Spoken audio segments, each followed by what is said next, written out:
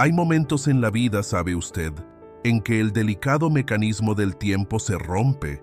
Soy relojero de oficio, o al menos lo fui durante 40 años. Mi nombre es Samuel Vargas y tengo 65 años. Pasé mi vida rodeado de minúsculos engranajes, devolviéndole el pulso a relojes que otros daban por muertos. Siempre creí que la familia era como el mecanismo de un cronógrafo suizo, complejo, pero perfecto y predecible, hasta que hace apenas unos días, mi propia hija, Sofía, detuvo mi tiempo en seco. Me abandonó. Me dejó en una estación de tren en ruinas, en medio de la nada, diciéndome que era una sorpresa para que descansara. Se fue, dejándome con una mochila y el eco de su traición. Días después, su teléfono no paraba de sonar, 45 llamadas desesperadas. Pero ya era tarde. El viejo relojero había decidido que era hora de desarmar el presente y construir un futuro completamente nuevo, uno que ella jamás imaginó.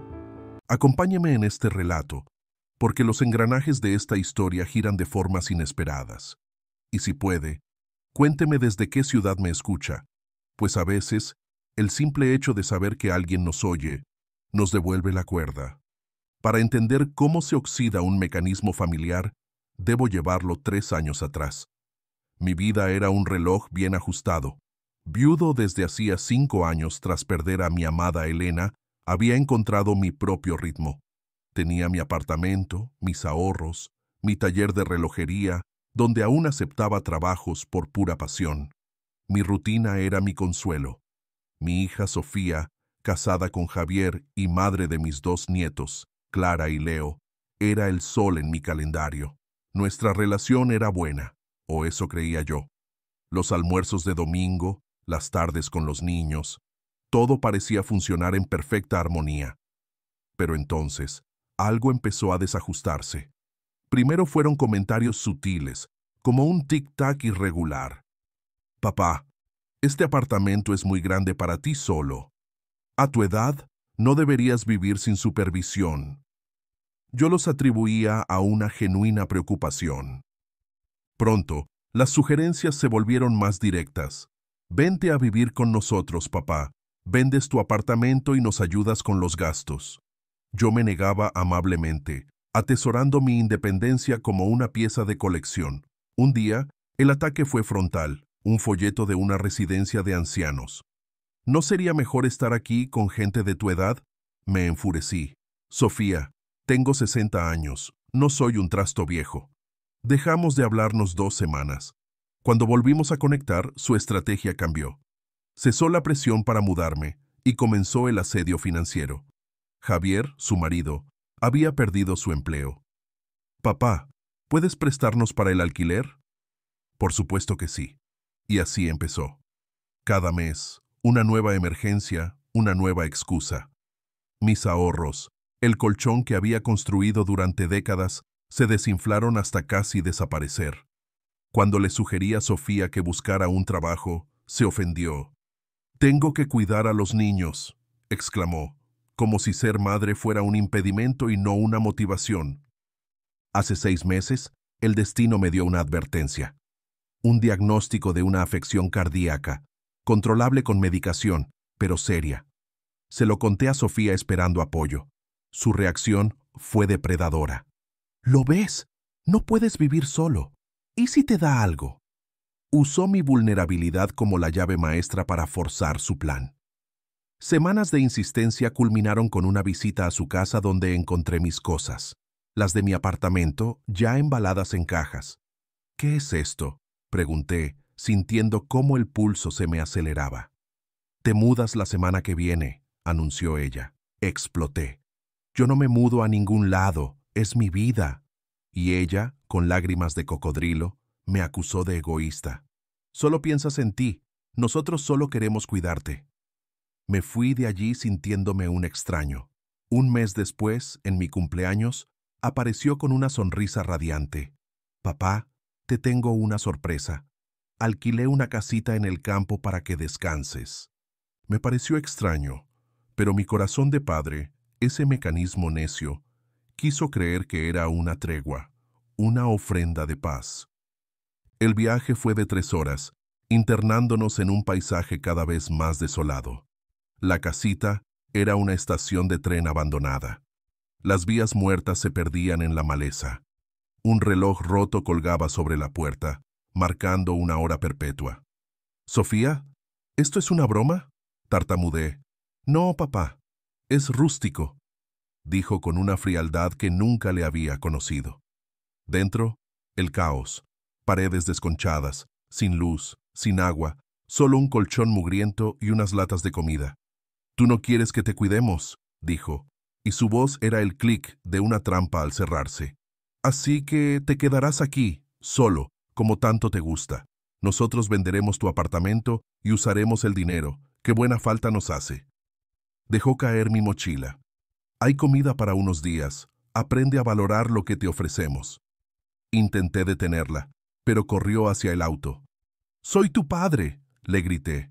«Cuando estés listo para ser razonable, llámame», respondió, y el sonido del motor al arrancar fue el fin de nuestro tiempo juntos. Me quedé allí, en el andén de mi propia desolación, sin señal en el móvil, completamente aislado. La primera noche fue una tortura de frío y miedo. El viento silbaba a través de las ventanas rotas como un lamento.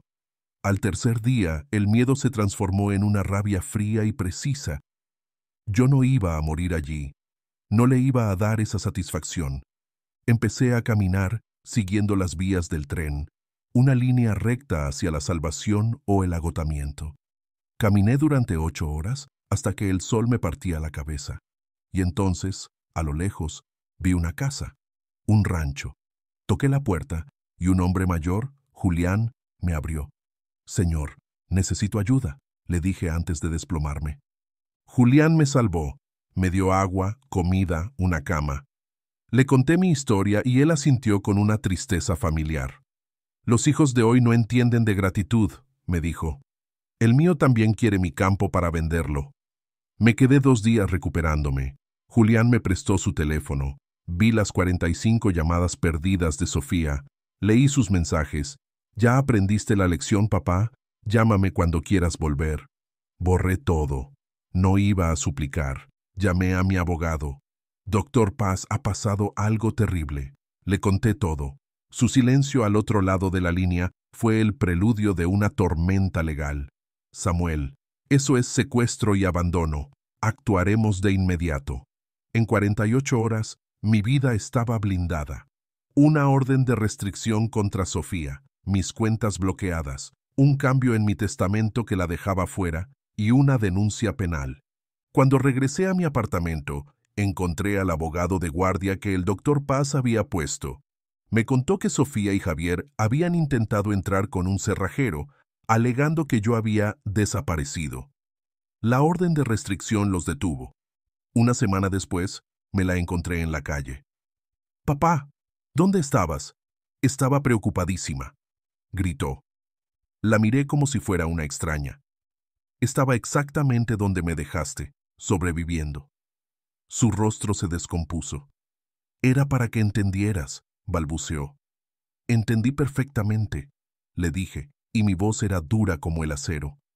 «Aléjate de mí o llamo a la policía». El juicio fue rápido. Las fotos de la estación abandonada, el testimonio de Julián, todo era irrefutable. Sofía fue condenada a 2 años de prisión condicional y a terapia obligatoria. Salió del juzgado gritando que yo era un mal padre. Pero la verdadera condena fue para mí. Había perdido a mi hija, y lo que más me dolió, perdí a mis nietos. Sofía les prohibió verme. Les pintó como un monstruo. Durante 1 año, el silencio de Clara y Leo fue la pieza que faltaba en el mecanismo de mi corazón. Pero hace 2 meses, algo inesperado sucedió. Un mensaje de un número desconocido. «Abuelo, soy Clara. Necesito verte». Mi nieta, ahora una adolescente de 13 años, había conseguido mi número. Nos vimos en un café, a escondidas. «Abuelo», me dijo con una madurez que me rompió el alma. «Yo sé la verdad. Escuché las peleas de mis padres, sé lo que mamá te hizo, y quiero que sepas que te extraño». Lloré. Por primera vez en años lloré de alivio. Mi vida ahora es otra. Me jubilé y empecé a viajar. Hice amigos nuevos, gente que me valora por mis historias, no por mi herencia. Volví a visitar a Julián, ese amigo inesperado que la vida me regaló. Me veo con Clara, y ahora también con Leo, una vez al mes, en secreto. Son mi único vínculo con la familia que fue.